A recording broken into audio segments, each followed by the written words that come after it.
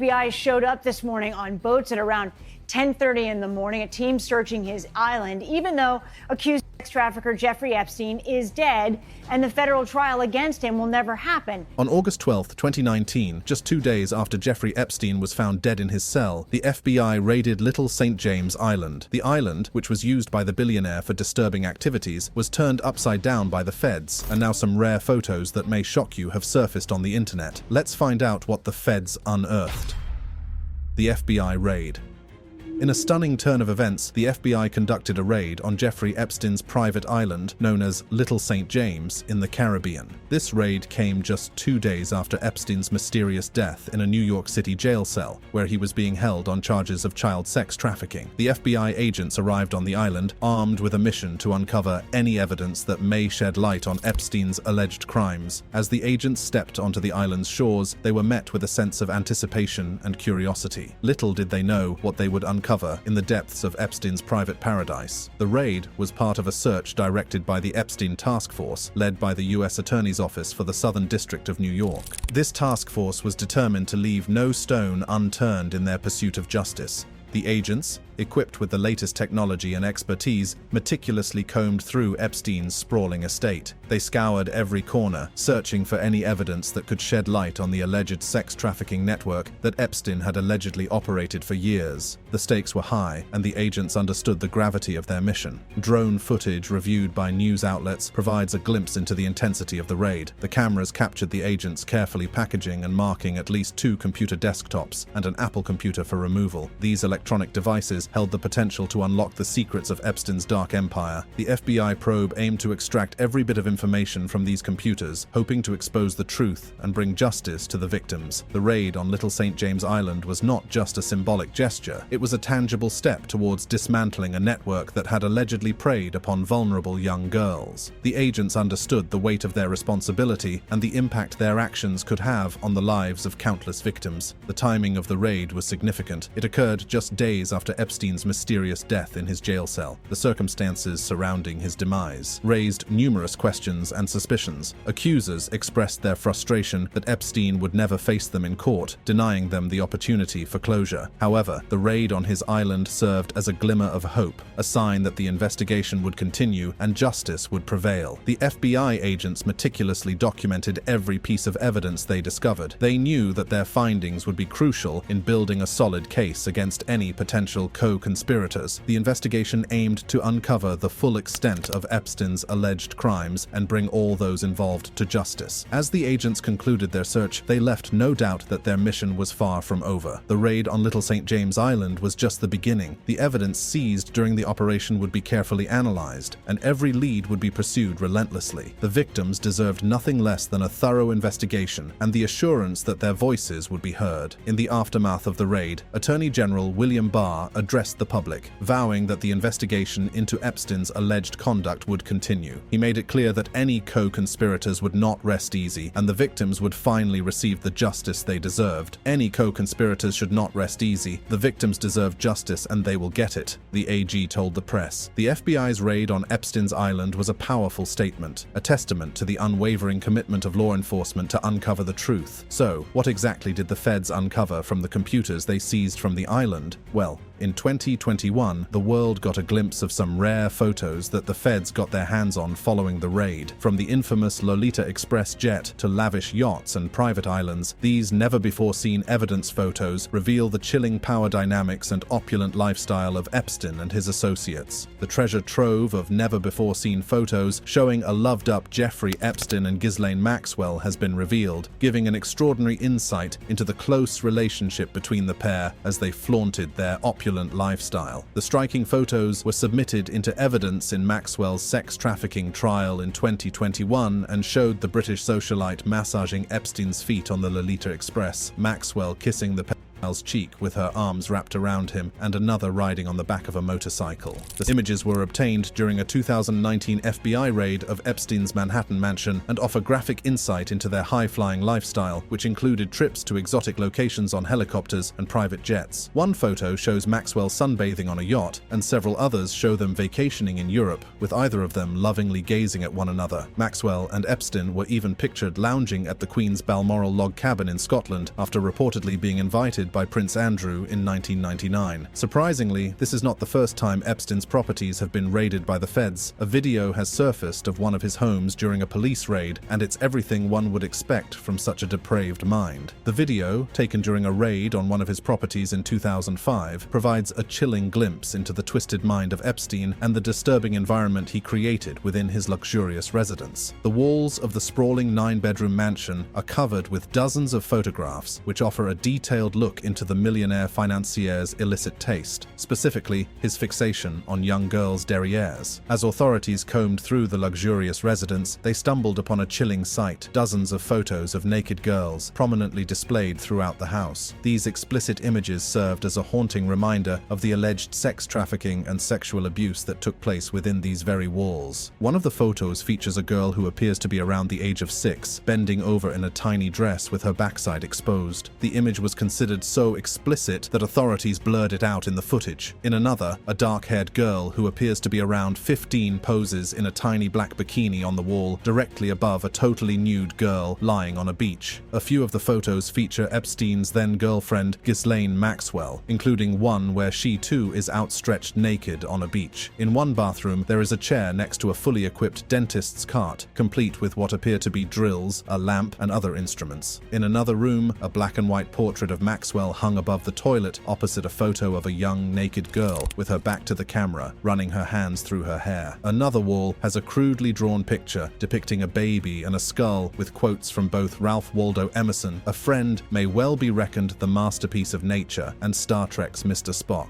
"Live long and prosper." But the shocking revelations didn't stop there. As the camera panned across the room, it revealed a collection of bizarre and unsettling artwork. One particular piece caught everyone's attention: a photograph of Epstein himself seemingly standing at the White House press podium. This image served as a chilling reminder of his connections to powerful individuals and the extent of his influence. Despite this, Ghislaine Maxwell found herself in handcuffs and will spend a lot of time behind bars. As it turns out, Maxwell's involvement in Epstein's abuse network began as early as 1994, when she started assisting him in identifying and targeting young girls who were particularly vulnerable. These victims were often from single-mother households and faced challenging financial circumstances, making them easy targets for manipulation and coercion. Once Maxwell and Epstein identified their victims, they embarked on a systematic process of grooming and exploiting them. Maxwell would approach these young girls, feigning friendship and showing a keen interest in their lives. She would ask them about their schools, families, and dreams, creating a false sense of trust and connection. To further ingratiate herself with the victims, Maxwell would take them on outings, such as trips to the movies or shopping sprees. These activities served to normalize her presence in their lives and make them feel comfortable around her. Little did they know that Maxwell's intentions were far from innocent. As the grooming process progressed, Maxwell played a crucial role in acclimating the victims to Epstein's abusive behavior. She would be present during interactions between the girls and Epstein, providing a false sense of approval and normalcy. By having an adult woman seemingly condone Epstein's actions, Maxwell effectively put the victims at ease and made them believe that their abuse was acceptable. In some instances, Maxwell went even further, actively participating in the sexual abuse of these young girls. She would undress in front of them, discuss sexual topics, and encourage them to massage Epstein. These actions were designed to desensitize the victims to the sexual nature of the abuse and further solidify their dependence on Maxwell and Epstein. Maxwell's manipulation extended beyond the immediate acts of abuse. She would often offer financial assistance or educational opportunities to the victims, creating a sense of indebtedness and dependency. By accepting these favors, the victims felt compelled to remain in Maxwell and Epstein's orbit, further perpetuating the cycle of abuse. To facilitate the abuse, Maxwell and Epstein would entice the victims to travel to Epstein's various residences, located in different states across the United States. Maxwell was fully aware that these trips would result in the victims being groomed for and subjected to sexual abuse. She played an active role in arranging and coordinating these travels, ensuring that the victims were under Epstein's control. The abuse took various forms, ranging from sexualized soft massages to more explicit acts. Victims were subjected to touching of their breasts or genitals, the use of sex toys on their bodies, and even directed to touch Epstein while he masturbated. Maxwell was often present during these encounters, further traumatizing the victims and perpetuating their sense of helplessness. The locations of the abuse were not limited to Epstein's residences in New York, Florida, and New Mexico. Maxwell's own residence in London, England, also served as a site where victims were groomed and abused. This international aspect of the crimes highlights the extent of Maxwell and Epstein.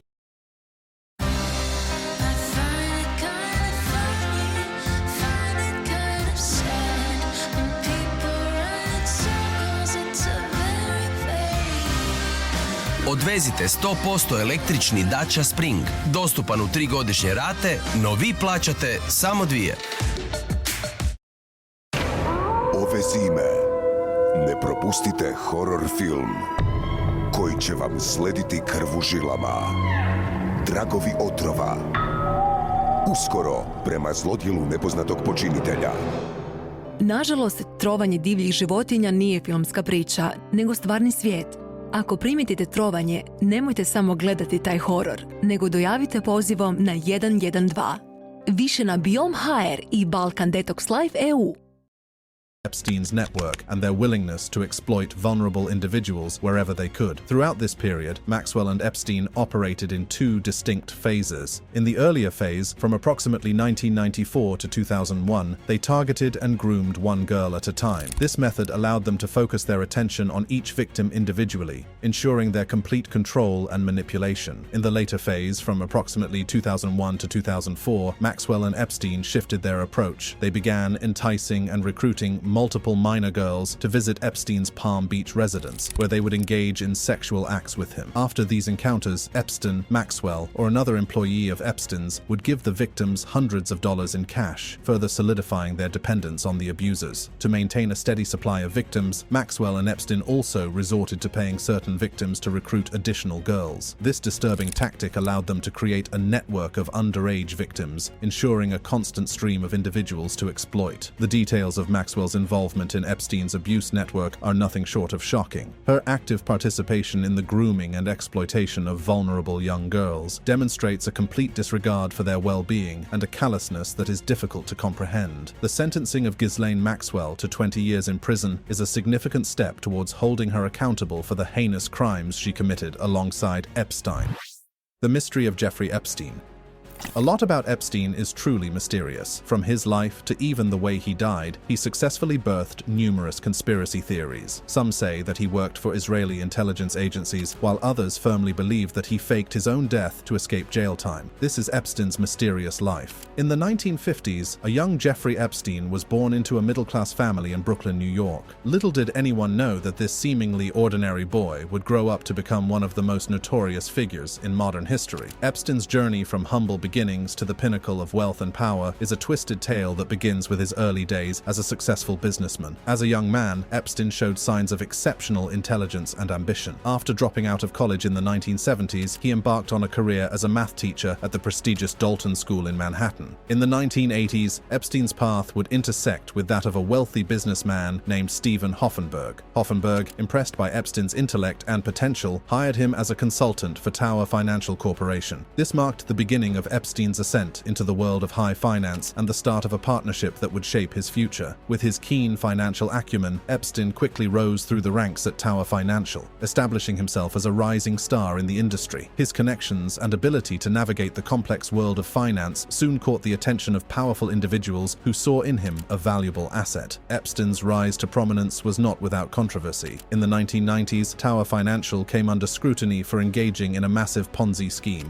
orchestrated by Hoffenberg. While Epstein himself was not directly implicated in the scheme, his association with Hoffenberg raised eyebrows and cast a shadow over his reputation. Despite the scandal, Epstein managed to distance himself from the fallout and continued to build his own empire. He founded his own financial management firm, J. Epstein and Company, which catered exclusively to a select group of ultra-wealthy clients. It was through this venture that Epstein would amass. Epstein's charm and intellect became his greatest assets as he cultivated relationships with influential figures from the worlds of politics, business, and entertainment. His connections opened doors to exclusive social circles and provided him with a level of access and influence that few could ever dream of. As Epstein's wealth and influence grew, so too did his appetite for a lavish lifestyle. He acquired multiple properties, including a luxurious mansion in Palm Beach, Florida, which would later become the epicenter of his criminal activities. It was during this time that Epstein's dark side began to emerge. He used his wealth and connections to exploit vulnerable young girls, luring them into his web of manipulation and abuse. Epstein's Palm Beach mansion became a den of horrors, where innocent lives were shattered and the wealthy and powerful turned a blind eye. The early years of Epstein's rise to power set the stage for the unimaginable crimes that would later come to light. His intelligence, charm, and ability to navigate the corridors of power allowed him to operate with impunity, shielded by a network of influential individuals who were complicit in his actions. In March 2005, the first sexual abuse allegations against Jeffrey Epstein came to light when a 14-year-old girl bravely stepped forward to accuse him of molesting her at a Palm Beach, Florida house. She alleged that Epstein paid her to give him a massage, which quickly escalated into sexual abuse. This courageous act would set in motion a series of events that would eventually expose the dark underbelly of Epstein's world. According to reports, the young girl claimed that she had been brought to Epstein's mansion by a female acquaintance from Royal Palm Beach High School. In exchange for money, she was coerced into giving Epstein a massage, which quickly turned into a horrifying ordeal of sexual abuse. The Palm Beach Police Department launched an investigation into Epstein's activities, uncovering a disturbing pattern of behavior. It became apparent that Epstein had a well-oiled system in place to procure young girls for his sexual gratification. Epstein's mansion in Palm Beach became a house of horrors for many underage girls. They would be lured into his web of manipulation and exploitation, often under the guise of offering them financial assistance or career opportunities. As more victims came forward, a clearer picture of Epstein's modus operandi began to emerge. Some victims alleged that Epstein's close associate, Ghislaine Maxwell, played a significant role in recruiting and grooming young girls for his pleasure. Epstein's team of heavyweight attorneys, including Alan Dershowitz, went to great lengths to cast doubt on the credibility of the victims. They dug up dirt on the girls, attempting to tarnish their reputations and discredit their allegations. Despite the obstacles, the victims' courage and determination led to a grand jury investigation. In May 2006, Epstein was charged with multiple counts of unlawful sex acts with a minor. The case was referred to the state attorney at the time, Barry Krischer, who presented the evidence to a grand jury. However, the grand jury heard from only 2 of the dozen-plus girls law enforcement had gathered as witnesses. In a shocking turn of events, the grand jury returned an indictment of just 1 count of soliciting prostitution. This lenient charge did not accurately reflect the gravity of Epstein's crimes. Epstein's legal team, led by high-profile attorney Alan Dershowitz, negotiated a plea deal with Alex Acosta, the U.S. attorney in Miami at the time. The deal would become highly controversial and heavily criticized in the years to come. In October 2007, Epstein and Acosta tentatively agreed to a plea deal that would allow Epstein to plead guilty to 2 felony prostitution charges. The victims would not be notified of the agreement, and all grand jury subpoenas would be voided. The non-prosecution agreement, negotiated, signed, and sealed in secrecy, effectively shielded Epstein from facing federal charges and ensured that the full scope of his crimes would remain hidden from the public eye. On June 30, 2008, Epstein appeared in a Palm Beach County courtroom to plead guilty to the reduced charges. The hearing was devoid of his accusers, denying them the opportunity to confront their abuser. Epstein was sentenced to a mere 18 months in jail, serving his time in a private wing of the Palm Beach County Stockade. He was allowed to leave the jail 6 days a week, up to 12 hours per day, to go to work. Around the same time, Epstein began settling at least a dozen other lawsuits out of court, further silencing his victims and preventing their stories from being heard. The secret plea deal and the lenient sentence sparked outrage and raised questions about the justice system's handling of Epstein's case. However, it would take years for the full extent of Epstein's crimes to come to light. It was during this time that whispers of Epstein's connections to intelligence agencies started to circulate. Some speculated that his light sentence was a result of his cooperation with intelligence agencies, specifically the Mossad. The Mossad, known for its intelligence gathering and covert operations, seemed like a plausible link to Epstein's mysterious activities. Epstein's connections extended beyond individuals to his various properties, which were said to be equipped with sophisticated surveillance systems. These systems allegedly captured compromising material on influential figures who frequented Epstein's residences, providing him with potential leverage. This information, if true, would support the theory that Epstein was acting as an intelligence asset, gathering information position for the Mossad. To understand the alleged connection, we must explore Epstein's relationships with key individuals who have ties to both him and the Mossad. One such person is Ghislaine Maxwell, the daughter of British media mogul Robert Maxwell. As we have seen, Ghislaine seemed to have a very close and almost romantic relationship with Epstein. Her father, Robert Maxwell, was suspected of having ties to intelligence agencies, including the Mossad. The Foreign Office suspected that Maxwell was a secret agent of a foreign government, possibly a double agent or a triple agent, and almost certainly financed by Russia. He had known links to the British Secret Intelligence Service, MI6, to the Soviet KGB, and to the Israeli intelligence service, Mossad. 6 serving and former heads of Israeli intelligence services attended Maxwell's funeral in Israel, while Israeli Prime Minister Yitzhak Shamir eulogized him, showing the vast extent of his network. In July 2019, the world was stunned when Jeffrey Epstein was arrested once again, this time on federal charges of sex trafficking. The arrest came after years of allegations and legal proceedings related to his involvement in the trafficking of underage girls. Epstein's connections to powerful figures and his lavish lifestyle had long fueled rumors and whispers, but now the truth was finally catching up with him. As news of Epstein's arrest spread, so did the speculation about the extent of his crimes and the identities of those involved. It was alleged that Epstein had a vast network of influential individuals who were complicit in his illegal activities. The world waited with bated breath to see if Epstein would name names and expose the dark underbelly of the elite. However, before Epstein could reveal any secrets, his life took a shocking and unexpected turn. On August 10, 2019, he was found unresponsive in his jail cell at the Metropolitan Correctional Center in New York City. The official ruling was suicide by hanging, but this conclusion was met with skepticism and disbelief. Almost immediately, conspiracy theories began to circulate, suggesting that Epstein's death was not a suicide, but rather a carefully orchestrated murder. The circumstances surrounding his death only added fuel to the fire. Questions were raised about the violations of jail procedures, the malfunctioning cameras, and the suspicious behavior of the guards on duty. One of the key factors that raised eyebrows was the apparent violations of jail procedures. Epstein was supposed to be under constant surveillance, yet reports emerged that the guards on duty had failed to conduct regular checks and falsified records to cover up their negligence. This revelation only added to the suspicion that foul play may have been involved, but the story took an even darker turn when Epstein's first suicide attempt came to light. On July 25, 2019, Epstein was found semi-conscious in his prison cell with injuries to his neck. This incident raised concerns about his well-being and led to him being placed on suicide watch. As the investigations unfolded, more details emerged that added to the intrigue. It was revealed that Epstein had been taken off suicide watch just days before his death, despite a previous incident that had raised concerns about his well-being. This decision raised questions about the judgment of those responsible for his care and whether it was a deliberate move to create an opportunity for him to take his own life. Adding to the intrigue were the malfunctioning cameras in the area surrounding Epstein's cell. These cameras, which should have captured crucial footage of the events leading up to his death, conveniently malfunctioned, leaving a void of visual evidence. This raised questions about whether the malfunction was a mere coincidence or a deliberate attempt to conceal the truth. Supporters of the murder theory pointed to Epstein's claims of having compromising information on powerful figures. They believed that he was silenced to prevent him from testifying and exposing the dark secrets of the elite. The idea that Epstein's death was part of a larger cover-up sent shockwaves through society and ignited a firestorm of speculation. As the Epstein debate rages on, the world can only hope that the rich and powerful people who were part of Epstein's ring of abusers will face the full force of the law. If you enjoyed this video, click on the boxes playing on your screen to watch similar content.